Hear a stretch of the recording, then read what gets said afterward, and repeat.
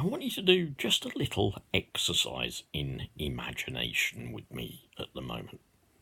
It's quite a serious exercise because it concerns somebody I read of whose daughter had committed suicide. It's also rather concerning to me because my own wife can be potentially suicidal at times. But here we go.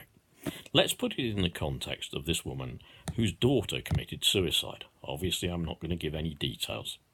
But apparently they were found in the toilets at school, having been seriously bullied by the other kids. They were suicidal and they chose to take their own life at school.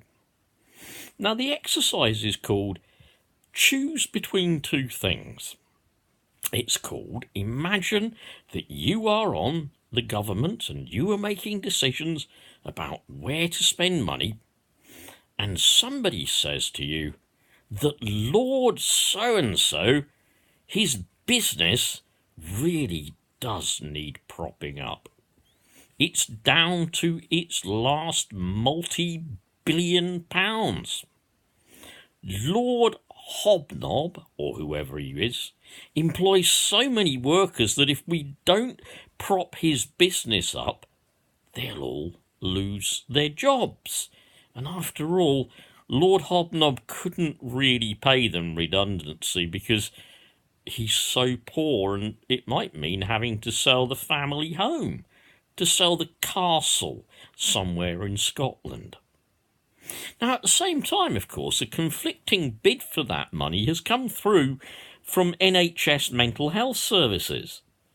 And that money could be used to have actually possibly prevented this girl from committing suicide, because every time she tried to get a referral to a psychiatrist, every time she tried to get the help with her mental health and her depression that she clearly needed, every time she even tried to get counselling, there was a 14-week wait, there was a 6-month wait, and there was just the chance that maybe in 3 months' time she might have had a telephone conversation. So, what do? You're going to prop up Lord Hoity-Toity and his business, or are you going to give the money to the National Health Service?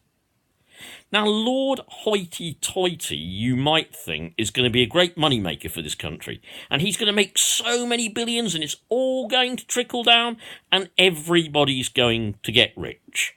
So you can't threaten Lord Hoity-Toity's business, can you? Because otherwise, trickle down won't work. Well, look, here's news to you. Trickle down does not work. The rich simply hoover up more, and the poor get less than they're getting already. So just complete the exercise with me, would you? Yeah? Who is getting rich and who is dying? This poor woman's girl committed suicide, and I would just about bet there was no help for her in NHS Mental Health Services. I would guarantee there was probably pretty little help for her in education, and she committed suicide. Well, you know, Lord Hoity-Toity can always go and start another business, I suppose. But this girl can't get her life back. Just think about it.